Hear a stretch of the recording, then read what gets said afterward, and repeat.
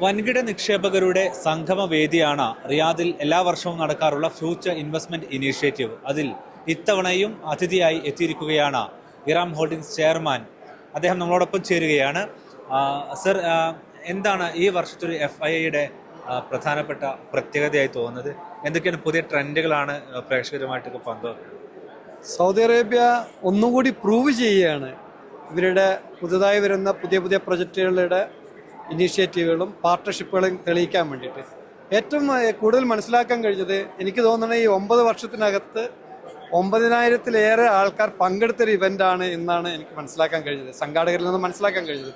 അത് 9,000-ൻ്റെയും 10,000-ൻ്റെയും അടുത്ത ആൾക്കാർ വന്ന് പങ്കെടുക്കുക എന്നുള്ളത് തന്നെ ഇതിൽ വന്നിട്ടുള്ള എല്ലാവരും ഓരോ കമ്പനിയുടെയും ഉത്തരവാദിത്തമുള്ളവരും ലോകത്തെ ഏറ്റവും വലിയ അധിപന്മാരുമാണ് ബിസിനസ്സിൽ.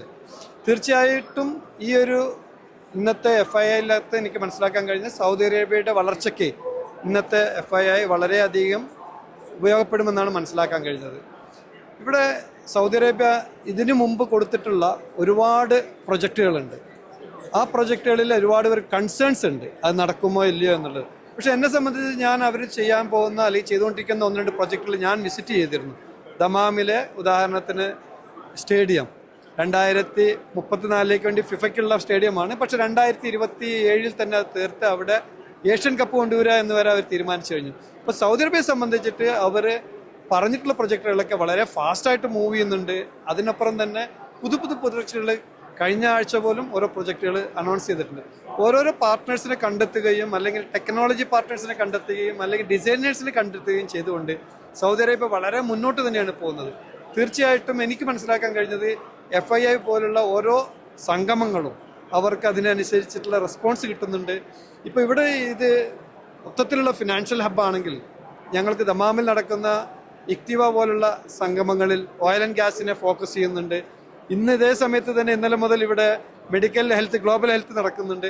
ഓരോ മാസത്തിൽ 3, 4, 5 വലിയ വലിയ ഇവന്റുകൾ നടക്കുന്നതിൽ ജനപങ്കാളിത്തം ലോകത്തിന് എല്ലാവിടെ നിന്നും വരുന്നതിന് തന്നെ എനിക്ക് മനസ്സിലാക്കാൻ കഴിയുന്നത് Saudi Arabia growing better and better. അപ്പോൾ നേരത്തെ പറഞ്ഞ പോലെ തന്നെ സ്പോർട്സ് സെക്ടറിലേക്കാണ് കൂടുതലായിട്ട് സൗദി അറേബ്യ ഇപ്പോൾ ഫോക്കസ്. ഇപ്പോൾ ലാസ്റ്റ് നടന്ന ബജറ്റിൽ പോലും ഒരു പ്രധാനപ്പെട്ട ഫോക്കസ് ഏരിയ സ്പോർട്സ് ആണ്. അപ്പം സൗദി അറേബ്യക്ക് എത്രമാത്രം സ്പോർട്സിൽ ശുഭാപ്തി വിശ്വാസം ഉണ്ടെന്നാണ് കരുതുന്നത്? സൗദി അറേബ്യ പണ്ട് മുതലേ ഫുട്ബോളിൽ, ഞാൻ സ്പോർട്സ് എന്ന് പറയുന്നതിൽ ഒന്ന് എടുത്തു പറയാൻ കാരണം ഫുട്ബോളിൽ ഒരു ക്രേസി ലെവലിൽ കളിച്ചിരുന്നവരാണ്. അവർ അതിനുവേണ്ടി ഒരുപാട് സമയം കണ്ടെത്തുകയും ചെറിയ കുട്ടികൾ മുതൽ വലിയ ആൾക്കാർ വരെ സ്പോർട്സിന് വേണ്ടി ഒരുപാട് സമയം കണ്ടെത്തിയിട്ടുണ്ട്. അത് അവരുടെ ഒരു പാഷനാണ്, അല്ലെങ്കിൽ ബ്ലഡിലുള്ളതാണ്. അതുപോലെ തന്നെ ഓരോരോ ഏരിയകളിലും അവർക്ക് സ്പോർട്സിനോട് താല്പര്യമുണ്ടായിരുന്നു. ചില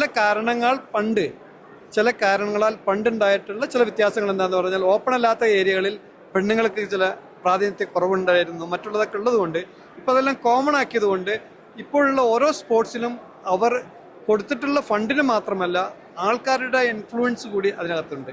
ഇപ്പോൾ ഓരോ ഏരിയകളിൽ ഞാൻ പോയി സന്ദർശിച്ചപ്പോഴും ഇപ്പോൾ അവർ വരാൻ പോകുന്ന ഒളിമ്പിക്സിൻ്റെ ഇതായാലും അല്ലെങ്കിൽ ഓരോരോ സ്പെഷ്യൽ സ്റ്റേഡിയങ്ങൾ, ഇപ്പോൾ ഇന്നലെ വന്നിട്ടുള്ള ന്യൂസാണ് നിയോമിലെ സ്റ്റേഡിയത്തിനെ പറ്റിയിട്ട്. അതൊരു സംഭവം നടക്കുകയാണെങ്കിൽ ജീവിതത്തിൽ എനിക്ക് തോന്നുന്നത് സ്പോർട്സിന് ഇവർ കൊടുക്കുന്ന പ്രാതിനിധ്യം വളരെ വലുതാണ്. തീർച്ചയായിട്ടും സൗദി അറേബ്യ പണ്ട് ഇൻവെസ്റ്റ് ചെയ്തിരുന്നത് കൂടുതൽ എഡ്യൂക്കേഷൻ ആയിരുന്നു. അതായത് വിദേശത്ത് പോയി പഠിക്കാൻ PhD എടുക്കുന്നതിന് വേണ്ടി എത്രയോ ബില്യൺസ് ഡോളേഴ്സ് അവർ ഇൻവെസ്റ്റ് ചെയ്തിട്ടുണ്ട്. ഇപ്പോൾ അതിൽ സ്പോർട്സിലേക്ക് ഇൻവെസ്റ്റ് ചെയ്യുന്നത് അവരതിൻ്റെ മെച്യൂരിറ്റി മനസ്സിലാക്കുകയും ഇവിടെയുള്ള ജനങ്ങളെ മറ്റുള്ള വഴികളിൽ നിന്ന് തെറ്റിപ്പോകുന്ന വഴികളിൽ നിന്ന് മാറ്റി അവരെ ഒരു സ്പോർട്സിലെ ആക്ടിവിറ്റിയിൽ കൊണ്ടുവന്ന് ഹെൽത്തി ലൈഫ് കൊടുക്കാൻ വേണ്ടിയിട്ടാണ്. അതായത് ഇതൊരു സ്പോർട്സ് എന്നുള്ളതിൽ വെറും ഒരു സ്പോർട്സിലേക്ക് മാത്രമല്ല ഒരു ഫോക്കസ് ചെയ്യുന്നത്. സൗദി അറേബ്യയുടെ ഇനി വരാൻ പോകുന്ന ജനതകൾ അല്ലെങ്കിൽ യുവതലമുറകളെ നല്ല രീതിയിലേക്കുള്ള ഹെൽത്തി, ഒരു അസുഖം പിടിച്ചിട്ടോ അല്ലെങ്കിൽ മറ്റുള്ള രീതിയിൽ അഡിക്റ്റായി പോകാതിരിക്കുന്ന ഹെൽത്തി യങ്സ്റ്റേഴ്സിനെ കൊണ്ടുവരാൻ, പുതിയ തലമുറയെ കൊണ്ടുവരിക എന്നുള്ളത് കൂടി ഇവർ അതിനകത്ത് കാണുന്നുണ്ട്. അതിൽ വിജയിക്കുമെന്നാണ് എൻ്റെ വിശ്വാസം. അപ്പോൾ ഇറാം ഹോൾഡിംഗ്സ് ഗ്രൂപ്പിനെ അല്ലെങ്കിൽ ഇറാം ഹോൾഡിംഗ്സിനെ എങ്ങനെയാണ് ഈ വിഷൻ 2030 അലൈൻ ചെയ്തുകൊണ്ട് പരിചയപ്പെടുത്തുക എന്ന് മാത്രമല്ല, എന്തൊക്കെയാണ് ഫ്യൂച്ചർ പദ്ധതികൾ? ഇറാം ഹോൾഡിംഗ്സ് ഇപ്പോൾ നമ്മുടെ ഹെഡ് ഓഫീസുകളുടെ വർക്ക് ദമാമിൽ പുരോഗമിക്കുന്നുണ്ട്. അതിന് പുറമെ നമ്മൾ ഇപ്പോഴുള്ള 12,000+ എംപ്ലോയീസിന് പുറമെ നമുക്കൊരു 8,000 കൂടി ആൾക്കാരെ പല ഏരിയകളിലും നമ്മൾ മൊബിലൈസേഷനിലെ വർക്കുകൾ തുടങ്ങിയിട്ടുണ്ട്. നമ്മൾ power electronics manufacturing we are doing very good and we are with all the government entities including every department.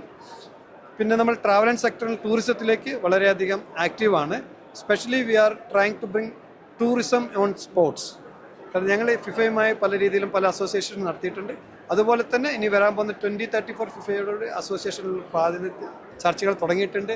തീർച്ചയായും സൗദി അറേബ്യയുടെ വളർച്ചയ്ക്കൊപ്പം ഇറാം ഹോൾഡിങ്സും ഉണ്ടാവും.